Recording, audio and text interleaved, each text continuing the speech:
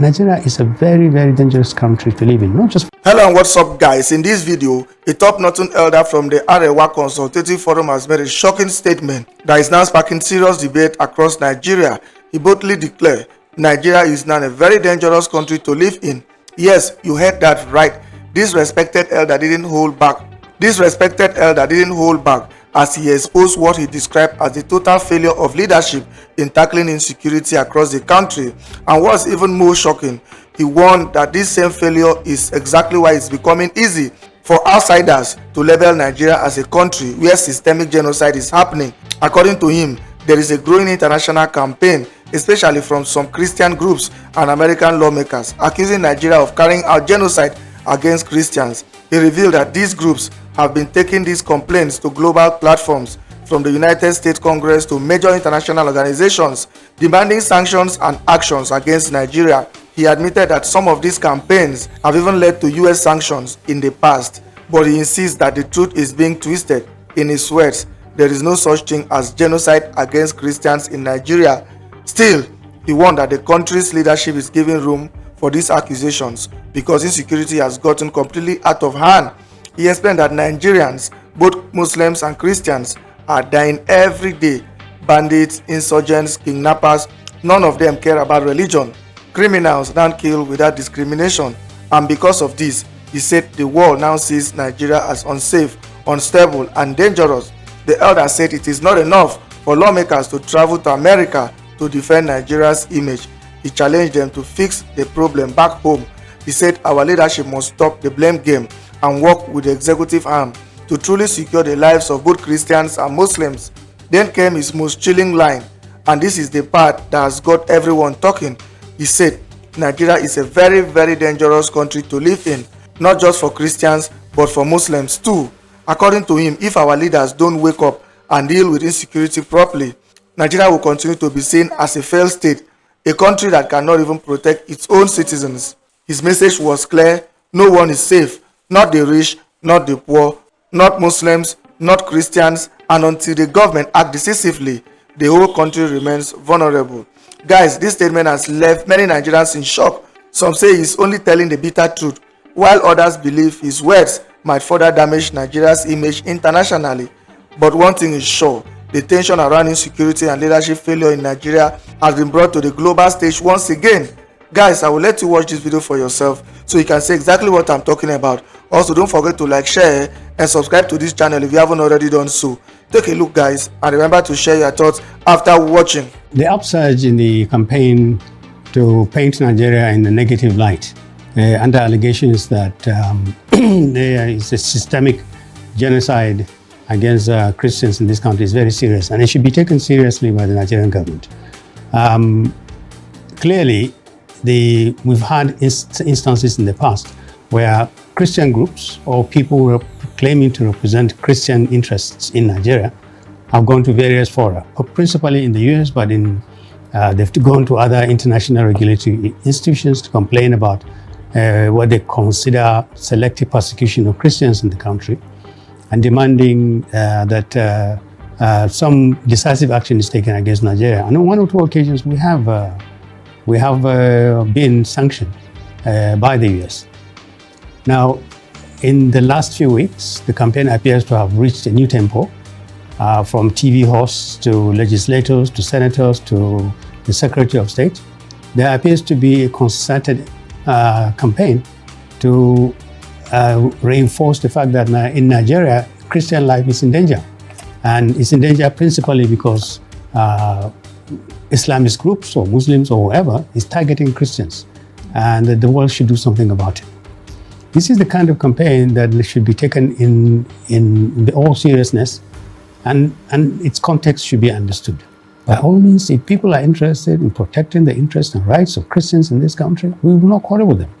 But they should not lie against the country and against all the facts on the ground. The US has an embassy here. The US government is being fed the correct information. They have huge numbers of sources of information. They must be telling the US the truth. And if they tell the US the truth, then what they are telling the US is that there is no such thing as systemic genocide in this country. But still, we should be very, very careful about this. At every opportunity we get, we need to emphasize not just to the US, but to the world. Nigeria is unsafe. Nigerians are insecure. They are dying. Muslims are dying. Christians are dying. Muslims are dying in the hands of Muslims. Christians are dying in the hands of Christians. All these criminals don't discriminate between a Muslim and a Christian. They should therefore reject that. But more than that, fight it. Fight it with every means that we have. We should use the diplomatic means. We should get the Christian clergy to tell the truth. They know what the truth is. There is no such thing as genocide against Christians. My understanding is that some of our Nigerian legislators are preparing to travel to the US in order to engage, presumably, their counterparts in the US and other interest groups to challenge the allegations and the voices being raised in relation to the claims that there is genocide against Christians in this country. I wish them luck. I think this is the right way to go, and I commend that initiative. However, we need to be very, very careful. The US Congress, the equivalent of National Assembly, is powerful. We must do our homework to find out who we should speak to, not just committees. This should not be another trip. Now, people will go and spend days in their hotels and have 1 or 2 meetings and come back. We need to identify caucuses, we need to identify lobbying groups, we need to identify people who are central to listening to the voice of reason, and we should identify strategic and productive ways in which we can engage US interests here. By all means, we need to recognize that this is a very dangerous and very damaging campaign being waged against this country. It's not just about Christians being killed. It is about belittling and weakening Nigeria. And if we're weakened, both Muslims and Christians are weakened. They need to be honest enough to say the truth, that this country is not engaged in genocide against Christians. It's not engaged about killing of Muslims. We have massive amounts of insecurity that targets Christians and Muslims. And the people who are involved in these insurgencies, banditry, sundry criminal activities, they don't distinguish between who's a Muslim and who's the Christian. But beyond anything else, we need to recognize the fact that Nigeria is a very, very dangerous country to live in, not just for Christians, but for all Muslims. And this is exactly why it is easy to label this country as being involved in some kind of crime, as hideous as something like a genocide. If the Nigerian government and the leadership, and that includes the legislators who are going to the US, they need to recognize the reasons why we are vulnerable to this kind of propaganda. We are vulnerable because the leadership is not tackling insecurity in the manner it should. And so it leaves itself open to accusations that a particular group is being targeted and we're weakening one group and we are favoring one group. So beyond going to America, these legislators should come back and work with the executive. They must find a way to make the life of the Nigerian Christian and the Nigerian Muslim safer. We are all paying a huge price for what our country has become. No one is safe in this country. No one. I'll be real. Hey, I'm not going Nigeria no more, bro. I'm not going Nigeria. It's not even like a funny matter, bro. It's actually not even funny. Nigeria is too dangerous, bro. It's way too dangerous. The kidnapping rates right now in Nigeria is too high, bro. It's too high. I'm just gonna use me as an example from where my parents are from, Edo State. If you're trying to go from, say, Edo State to Lagos now, say you want to go to the market, you want to just go to Lagos, innit? On the way there, on the motorway, there will be guys waiting for you, just lined up on the road, waiting for you to stop, obviously holding the, you know what, and then just getting everyone out the bus, whatever, probably about 20 people on the bus, getting everyone out, leading everyone into the bushes, and then, bro, you just get kidnapped, bro. Next thing you know, you have to ring your families asking for 5K, 5,000 pounds in ransom. What kind of, this is wickedness. Bro, Nigeria's not safe whatsoever, bro. That country, bruh. Bro, you go to Nigeria, you fear kidnapping, you fear juju, you fear people stealing from you. Beg now. Is that even enjoyment? Forget that.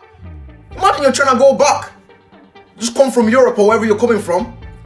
If you know you're getting kidnapped, you have to ask your family for 5K for them to release you, bro. What kind of nonsense is that, bro? And for the people that are coming from Europe, some of them can't hold double nationality, so they have to pay like 5 bills for a visa anyway.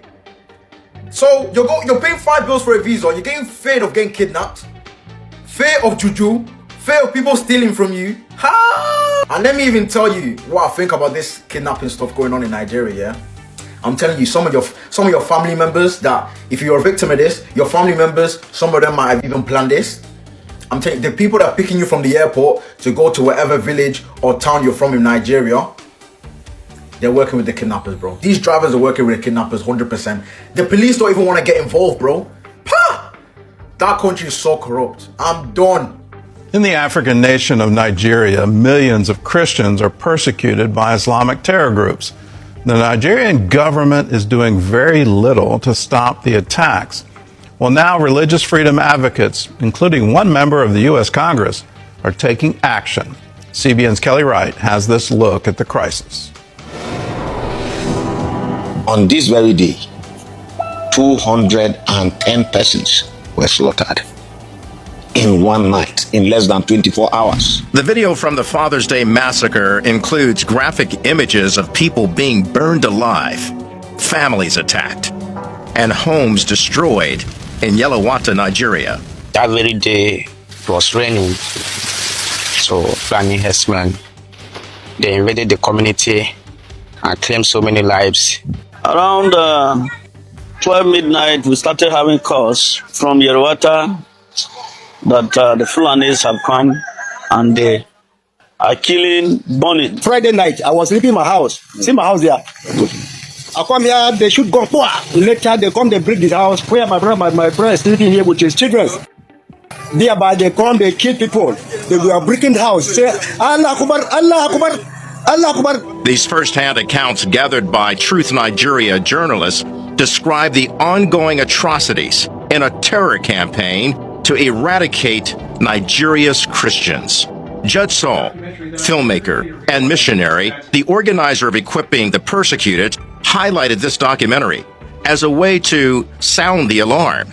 We need to fight this thing threefold. One, America as a government needs to get involved.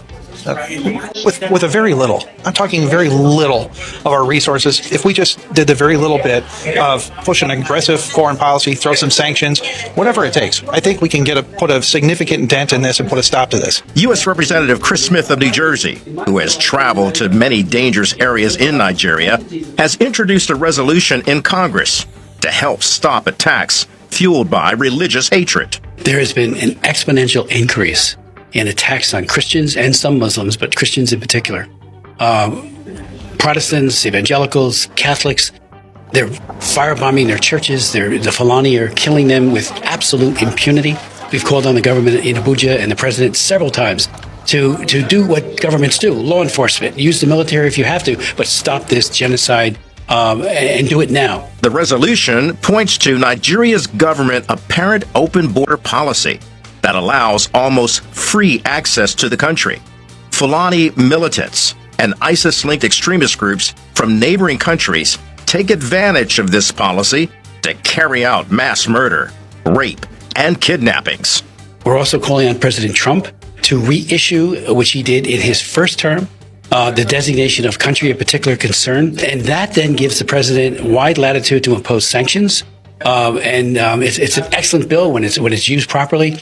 It gets the attention of all the policymakers, in this case in Abuja. It says, we're not kidding. During a White House press briefing, I asked Press Secretary Caroline Leavitt about the crisis in Nigeria. And do you know if there's any action that the president will take? I'm not tracking a call between the president and the head of Nigeria. I know the president wholeheartedly condemns the persecution of Christians or, frankly, of people of any faith all over the world, but I don't have any updates for you in terms of sanctions in this part of the world. Looking beyond any government response, Judge Saul is calling on the church and Christians in America to stand with the persecuted in Nigeria. They need to pray. They need to be a voice for the voiceless. They need to be a voice for our persecuted brothers and sisters. Kelly Wright, CBN News.